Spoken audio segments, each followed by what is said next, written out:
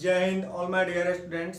आज हम लोग सेट 37 करेंगे, ठीक है। इसके पहले हम लोग सेट 36 तक कर लिए थे। देखिए सेट 37 में जो आपके पैसेज हैं उसके बारे में पहले कहा है, the Met Office has revise its prediction flowing decent rain on Monday morning. Met Office यानी कि वह ऑफिस जो आपके मौसम के बारे में भविष्यवाणी करता है उसे मेट ऑफिस कहते हैं, ठीक है। हैज रिवाइज इस बात को बतलाया कि इट्स प्रेडिक्शन भविष्यवाणी को कि फ्लोइंग डिसेंट रेन जो आगे रेन है ऑन मंडे मॉर्निंग यानी मंडे मॉर्निंग को क्या होगी, बारिश होने की संभावना को आपके मेट ऑफिस ने बतलाया। इस तरह से कहता है कि saying the cloud cover and light to moderate rain are likely to continue for at least the next 48 hours. कहता है कि सेइंग इस बात को कहते हुए कि जो क्लाउड जो है बादल घिरा हुआ है जिससे आपके जो है बारिश का होने की संभावना के बारे में 48 घंटे कंटिन्यू, कम से कम 48 घंटे एवरेज जो बतलाया, मॉडरेट मतलब औसतन कि 48 घंटे आपके जो है बारिश होने की संभावना है। इस तरह से the weatherman had earlier predicted that the rain would dry up in the city and its adjoining area for a couple of days from the start of the week. मतलब कि आपके सप्ताह के स्टार्टिंग में, कहता है कि सप्ताह के स्टार्टिंग में वेदरमैन जो भविष्यवाणी अंतरिक्ष विज्ञान शास्त्री जो थे उन्होंने पहले ही भविष्यवाणी कर दी थी कि आपके जो है मतलब कि कम से come for a couple of days यानी 2 दिन सप्ताह के स्टार्टिंग में ही आपके बारिश जो है शहर में होने की संभावना है, जहाँ पे आपके सूखी मतलब दिखाई दे रही है, मतलब कि जहाँ बारिश नहीं हुई है उस शहर को उन्होंने बतलाया कि यहाँ बारिश होने की संभावना है। नेक्स्ट कहता है कि the showers drag down the day's maximum temperature four notches below normal to 28.3 degree Celsius from Sunday 33। कहता है कि आपका कि द शोवर ड्रैग डाउन का मतलब आप पता है कि मतलब क्या नुकसान। तो इस तरह से आपके शोवर्स मतलब कि बारिश जो है आपके drag down days maximum temperature यानी कि नुकसान किसको, मतलब ज़्यादा जो आपके टेम्परेचर है फॉर नोचेज बिलो नॉर्मल यानी कि जो आपके नॉर्मल कितना 28.3 डिग्री, तो बिलो नॉर्मल मतलब नॉर्मल से इतना नीचे जो सेल्सियस है, तो संडे को आपके जो है क्या बारिश होने की संभावना को बतलाया। तो इस तरह से संडे से we were expected the rain the city had been receiving for the past couple of day to stop from Monday as there was no cyclonic circulation and the monsoon through was moving away from the city. We are expecting हम लोग आशा कर रहे थे the rain the city जो शहर में बारिश थी had been receiving for that past couple of the day, मतलब 2 दिन जो है बारिश हो रही थी फ्रॉम मंडे यानी मंडे से। आज there was no cyclonic circulation, लेकिन वहाँ पे कोई चक्रवाती या तूफान की संभावना नहीं थी। एंड द मानसून थ्रो जो था यानी मानसून, उसके बारे में बताया कि was moving away from the city, और मानसून जो था सिटी से क्या दूर जा रहा था। इसके बाद कहता है कि but the throw got stronger resulting in the rain, लेकिन क्या हुआ कि इसका असर यह हुआ कि आपके मतलब स्ट्रॉन्गर भारी बारिश हुई। Said an official of the airport weather office से बतलाया गया कि भारी बारिश होने की संभावना है। नेक्स्ट कहता है कि the trough is passing through Daltonganj in Jharkhand, यानी कि जो थ्रो जो थे मतलब कि बारिश होने की संभावना जिसको बोलते हैं वह किससे पास करा, थ्रू डाल्टनगंज इन झारखंड यानी झारखंड के डाल्टनगंज के बारे में बतलाया। Bhagalpur in Bihar and the central part of Bengal, यानी कि बिहार के Bhagalpur central part of Bengal के सेंट्रल पार्ट में। कहता है कि has gained in strength resulting in Monday, कहता है sorry the monsoon trough the monsoon trough now is not very close to Calcutta में, मतलब उस तरह से आपके मानसून नहीं थी, but it has gain in strength, लेकिन वहाँ भी पाएगा रिजल्टिंग इन मंडे को morning shower in the city the official side, यानी मंडे को पाया गया ऐसी बारिश जो था, बारिश की संभावना ऑफिशियल के द्वारा बताया गया। तो इसमें मेट ऑफिस के बारे में बतलाया गया कि आपके जो भी मौसम विभाग होता है, मेट ऑफिस मतलब मौसम विभाग, उन्होंने बारिश होने की संभावना को बतलाया था कि आपके नेक्स्ट जो है 48 घंटे भारी बारिश होने की संभावना है। इस तरह से क्वेश्चन फर्स्ट है, कहता है कि why did the Met Office revise its prediction को क्यों, तो there was decent rain on Monday, यानी कि मंडे को क्या था, डिसेंट रेन होने वाला था। मतलब डिसेंट रेन मतलब उचित, यानी कि जो बताया गया उसके अकॉर्डिंग। तो फर्स्ट का बी। सेकेंड है the rains would continue for the कितने आवर, तो 4 सेकेंड का हो जाएगा आपका the rains would continue for the next 2 days at least, 48 घंटा हुआ था तो नेक्स्ट 2 डेज एटलीस्ट, सेकेंड का ए। थर्ड नंबर है the monsoon throw is passing through, किससे पास कर रहा था, तो आपके जो है झारखंड से, ठीक है। तो थर्ड का हो जाएगा बी, थर्ड का बी। नेक्स्ट है 4 नंबर क्वेश्चन देखिए आपका जो है 4 नंबर, उसमें है neither of the two brothers are sure to pass, neither of the two brothers are sure to pass.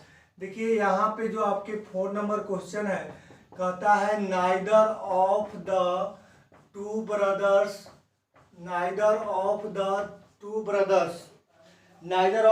Brothers are sure to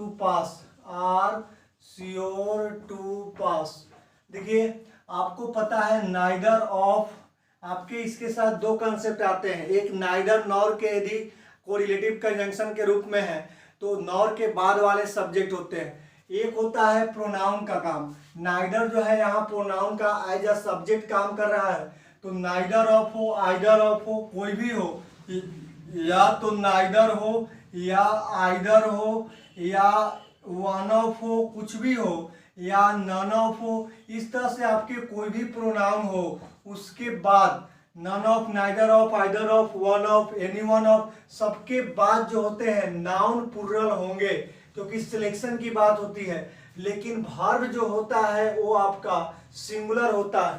verb क्यों सिंगुलर होता है, क्योंकि ये जो भी होते हैं ये आपके सिंगुलर होते हैं, इसीलिए आपके होते क्या है कि आपके ऑफ प्रीपोजिशन है, ये आपके S2 हो गया, ये क्या हो गया, S1 हो गया। तो प्रीपोजिशन के केस में आपके प्रीपोजिशन से पहले वाले सब्जेक्ट होते हैं, इसलिए सिंगुलर है, इसलिए वर्ब क्या होगा, सिंगुलर।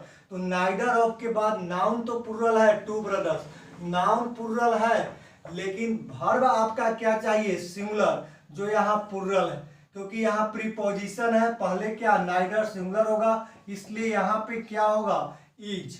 तो इसलिए आपकी जो गलती है 4 का वह सी ऑप्शन है, remove are and add is.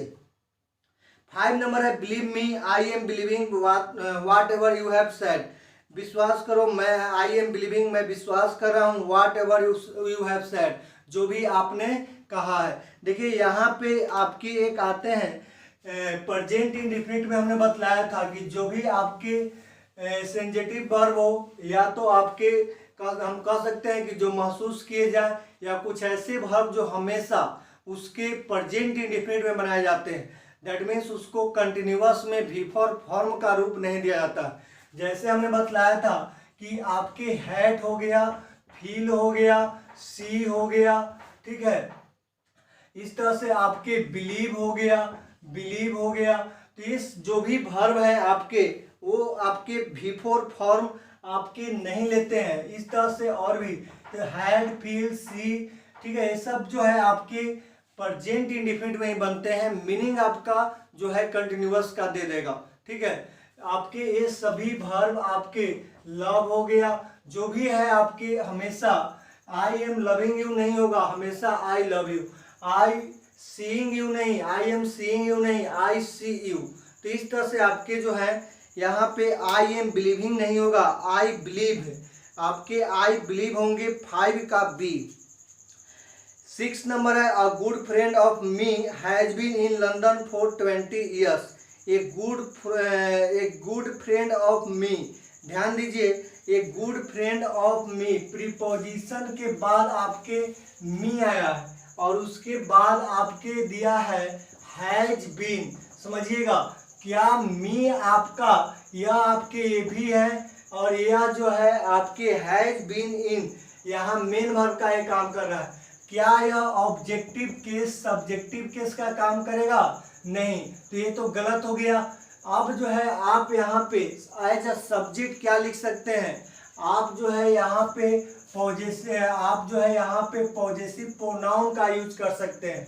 That means मान लीजिए आप माइन लिख सकते हैं। माइन का मतलब हो गया आपके सब्जेक्ट का काम भी किया, और जो आपके जैसे a good friend of me, यानी a good friend of me, तो यहाँ पे जो आपका हुआ माई प्लस फ्रेंड, यहाँ पे छिपा हुआ है माई फ्रेंड यानी माइन। ठीक है, तो आपके माइन का मतलब my friend has been, mine का मतलब माई फ्रेंड हैज बीन, तो इस तरह से माइन होगा। तो याद रखिए आपके कभी भी सब्जेक्ट का काम जो है पॉजेसिव जो है आपके प्रोनाउन जो है करते हैं, उसमें जो है पॉजेसिव एडजेक्टिव प्लस नाउन छिपा होता है।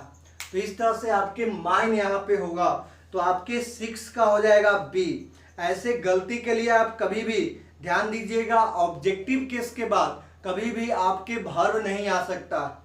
तो 6 का हो गया बी। 7 नंबर है the train is arriving, arrive के साथ एड प्रीपोजिशन आता है, 7 का ए। 8 नंबर है we did not the programme to be such a huge success, मैं आशा नहीं कर सकता कि यह प्रोग्राम इतना बड़ा सक्सेस हो पाएगा। यानी कि आशा एक्सेप्ट मतलब छोड़कर, एक्सपेक्ट मतलब होता है आशा। तो 8 का हो जाएगा बी, एप्रोप्रिएट मीनिंग देना है, तो 8 का बी एक्सपेक्ट।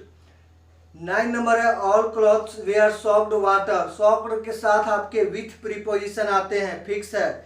9 का हो जाएगा ए। 10 नंबर है if I her address I would have called on her, मैं उसे बुलाता यदि मैं आपका मेरे पास एड्रेस होता। कंडीशनल है और कंडीशनल पास्ट परफेक्ट का है। आपको कैसे पता चला? तो I would have called, would have plus V3 आपके जो है कंडीशनल पास्ट परफेक्ट में आता है, subject plus had plus V3, तो आगे होते हैं subject plus would have plus V3। तो हैड प्लस V3 कहाँ है? 10 का B, if I had known, 10 का बी। 11 नंबर है रैनिंग कैट्स एंड डॉग्स, मतलब भारी बारिश होना या मूसलाधार, it is raining unusually hard, तो 11 का हो जाएगा ए। 12 नंबर है urge someone to act in a violent or unlawful way, किसी को क्या मतलब कि क्या करना? तो उकसाना, गलत काम करने के लिए, कानून के खिलाफ या हिंसा करने के लिए उकसाना भड़काना, उसको हम लोग कहते हैं इंसाइट। इंसाइट 12 का आपका जो आंसर होगा, 12 का आंसर हो जाएगा सी, इंसाइट मतलब किसी व्यक्ति को गलत काम, हिंसा या कानून के खिलाफ कोई काम करने के लिए भड़काना या उकसाना, तो 12 का हो गया सी। 13 नंबर है साइनोनिम ऑफ डिमाइस, डिमाइस मतलब होता है मृत्यु, तो आपके मृत्यु डेथ, ए ऑप्शन ही है 13 का ए, डेथ। बी में आपका मिस फॉर्चून है दुर्भाग्य, एक्सीडेंट, दुर्घटना, डिसमिसल, विदाई, तो आपके ए ऑप्शन सही है, डिसमाइस मतलब डेथ, मृत्यु। 14 नंबर है एंटोनिम ऑफ पेसिमिस्ट, पेसिमिस्ट का देखिए, पेसिमिस्ट मतलब होता है आपके क्या निराशावादी, पेसिमिस्ट मतलब निराशावादी, थीस्ट मतलब क्या आस्तिक, ऑप्टिमिस्ट मतलब आशावादी, वोकलिस्ट गायक, और बिलीवर मतलब विश्वास करने वाला। तो पेसिमिस्ट आपका निराशावादी, ऑप्टिमिस्ट आशावादी, 14 का बी। 15 है find the correctly spelled word, privilege मतलब विशेषाधिकार, तो PRIVILEG, प्रिविलेज मतलब विशेषाधिकार, प्रिविलेज, तो आपका कहाँ है PRIVILEG, PRIVILEG 15 का ए सही है। Adjective form of native, adjective form, native noun form भी है और एडजेक्टिव फॉर्म भी है। बहुत सारे वर्ड याद रखिएगा, एक ही फॉर्म होते हैं, नाउन वर्ब भी फॉर्म एक हो जाते हैं, नाउन एडजेक्टिव फॉर्म भी एक हो जाते हैं, तो आपके जो नेटिव है वह एडजेक्टिव फॉर्म भी है, तो इस तरह से 16 का हो जाएगा सी। नेक्स्ट है इट इज टाइम, 17 नंबर कहता है कि it is time to shoot the dog, ध्यान दीजिए, कहता है कि it is time to shoot the door. ध्यान दीजिए, इसमें हमने बतलाया था कि इट इज टाइम से स्टार्ट हो, तो इसको रिमेनिंग सेम रखते हैं, यानी कि इसको जो है हम सेम राइट करते हैं, इट इज टाइम। अब देखिए टू शूट आपके इन्फिनिटिव है, इसको पैसिव में टू बी प्लस V3 बदल देते हैं। और द डॉर ऑब्जेक्ट है, ऑब्जेक्ट के पहले फोर लगाते हैं, यानी कि स्ट्रक्चर इसका बनता है it is time plus four plus object plus जो होता है इन्फिनिटिव का passive to be plus V3, ये बनता है स्ट्रक्चर। तो इस तरह से आपके जो होंगे वह हो जाएगा it is time for the door to be क्या शूट, V3 शूट होता है, ठीक है। तो ये हो गया it is time for the door to be shoot. अब आपके देख लीजिए कौन सा ये it is time for the door to be shoot, 17 का बी, शूट का V3 भी शूट होता है, शूट शूट शूट। 17 का आपका हो गया बी। 18 नंबर है how dare you come in without permission, she asked. देखिए नेक्स्ट आपके नरेशन है, उसको कैसे बनाया है। हाउ डेयर, ध्यान दीजिए कह रहा है कि how dare you come in without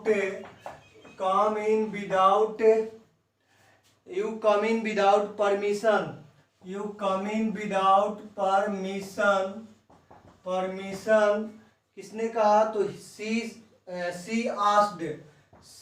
asked. देखिए आपके यहाँ पे जो है इंट्रोगेटिव का है, इंट्रोगेटिव में WH का कॉमा इन्वर्टेड कॉमा के लिए डेट मीन्स कंजंक्शन जो होगा आपके WH यानी हाउ स्वयं हो जाएगा। अब यहाँ पे लेंगे सी आस्क्ड। अब देखिए ऑब्जेक्ट अपने मन से लेंगे, तो ऑप्शन में देख लीजिए कौन सा ऑब्जेक्ट, हिम लिया है तो हिम को ले लेते हैं, क्योंकि आगे सेकंड पर्सन मिलेगा तो ऑब्जेक्ट के अकॉर्डिंग चेंज होगा। तो she asked him comma inverted comma के लिए क्या आ जाएगा, हाउ।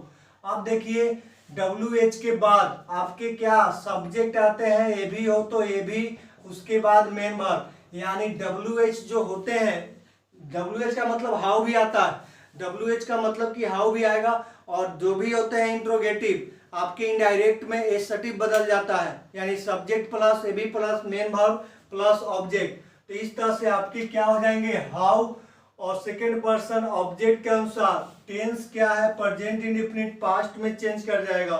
सेकेंड पर्सन ऑब्जेक्ट तो ही, पास्ट में क्या हो जाएगा ही डेयर, और कम है माय डियर, ये मेन वर्ब का काम कर रहा है। तो सेंटेंस को करेक्ट करने के लिए आपको पढ़ाए होंगे वर्ब में कि डेयर यदि मेन वर्ब का काम करे तो उसके बाद इन्फिनिटिव आता है, तो to come in without permission.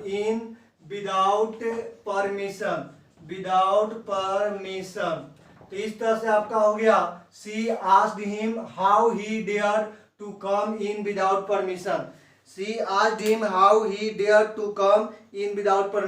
तो इस तरह से आपके चेंज हमने किया। She asked him how he dare to come, इसलिए क्योंकि आपको कंसेप्ट मालूम होगा, क्योंकि सेंटेंस आपके इनडायरेक्ट में जाते हैं तो अपने मीनिंग को, अपने बेसिक कंसेप्ट को फुलफिल करके जाएंगे, ठीक है। तो सी डेयर टू कम आया क्योंकि यहाँ मेन वर्ब है, यहाँ मेन वर्ब नहीं, यहाँ पे तो हाउ डेयर चर्च के रूप में पूछ रहा है और यहाँ यू के बाद आया है, ठीक है, सब्जेक्ट यहाँ ये है, तो इसलिए आपके यहाँ पे सही है।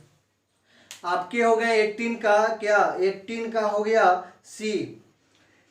19 नंबर है आपके PQRS गांधी जी ऑब्टेन। देखिए ये बहुत ईजी होता है, आपको थोड़े सा यहाँ पे कंसेप्ट ग्रामर का लगेगा और जो है आप ये बना सकते हैं। 19 नंबर कहता है Gandhi ji obtain, P option है, ऊपर फिक्स है आपके सेंटेंस, वाज अननेसेसरी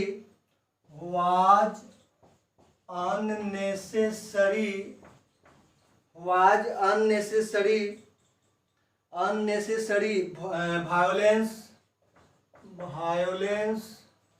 क्यू जो है आपका कहता है withdrew from an act, withdrew मतलब वापस लेना, withdrew from an act of satyagraha, of satyagraha, of satyagraha, if he or are है felt there, felt THERE there. Option देखिए, ऑप्शन जो है आपका PRQ, बी ऑप्शन है PQR, सी ऑप्शन है RQP एंड डी ऑप्शन है आपका QRP। देखिए गांधी जी ऑप्टेन, ये सब्जेक्ट हुआ, ये आपके क्या एडवर्ब ऑफ टाइम है। इसके बाद क्या चाहिए हमें, तो वर्ब चाहिए। अब देखिए Gandhi ji obtain failed there होगा या गांधी जी विद्रोह। देखिए मेन वर्ब यहाँ यही है, विद्रोह। अब ध्यान दीजिए, विद्रोह from an act of satyagraha if ही। देखिए ये लास्ट में तो नहीं होगा क्योंकि इफ ही सब्जेक्ट पर तो लास्ट में नहीं होगा, यानी क्यू लास्ट में नहीं होगा। इससे आप देखिए, आप यहाँ भी वर्ब है, यहाँ आप सोचिए कि लास्ट में, लास्ट वाक्य के सेंटेंस के लास्ट भाग को देखिए और लास्ट में रह सकता है कि नहीं। इफ ही क्या है, सब्जेक्ट, सब्जेक्ट लास्ट में नहीं रह सकता है, कंप्लीट नहीं हो पाएगा, तो ये ऑप्शन नहीं होगा। और कहीं है क्यू तो नहीं, तो इस तरह से आपके हो गए। अब देखिए वाज अननेसेसरी वायलेंस। अब ध्यान दीजिए यहाँ पे आपका कह रहा है गांधी जी ऑप्टेन। अब ध्यान दीजिए, Gandhi ji often withdrew from an act of satyagraha, इसके बाद कुछ चाहिए। अब ये सब्जेक्ट है तो इसके बाद क्या चाहिए, वर्ब, यानी क्यू के बाद आपका क्या आना चाहिए, वर्ब। तो आपके जनरली यहाँ पे मेन वर्ब देकर देखते हैं, withdrew from an act of satyagraha if he failed there was. अब देखिए if he failed there was, there है तो इसके बाद भी आपके क्या सब्जेक्ट है, तो इसके वर्ब चाहिए देयर वाज। तो आपके आर के बाद पी हो रहा है और क्यू के बाद आर, तो QRP ये आपका शूट कर रहा है, QRP। तो इस तरह से 19 का हो जाएगा डी। 20 नंबर है, I could not help but at his sad story. I could not help, मैं उसे सहायता नहीं कर सका, but at his sad story improvement है, but was crying at his sad story, लेकिन क्या कर रहा था, उससे मतलब उसके सैड स्टोरी पर क्या क्राइंग कर रहा था, लेकिन हेल्प नहीं कर सका। तो वाज क्राइंग हो जाएगा, सेंटेंस आपके सही हो जाएंगे। 20 का सी, क्राइब नहीं होगा इसलिए क्योंकि प्रेजेंट में नहीं होगा, शुरू में पास्ट में है। उसके बाद क्राइड इसलिए नहीं होगा क्योंकि पास्ट इंडेफिनिट और पास्ट इंडेफिनिट की यहाँ एक साथ कोई वैल्यू नहीं है, आपके कंटिन्यूटी पास्ट की खोज रही है, तो 20 का सी। तो इस तरह से आपके सेट 37 कंप्लीट हुए। मिलते हैं सेट 38 के साथ, तब तक thank you, all the best, take care, जय हिंद।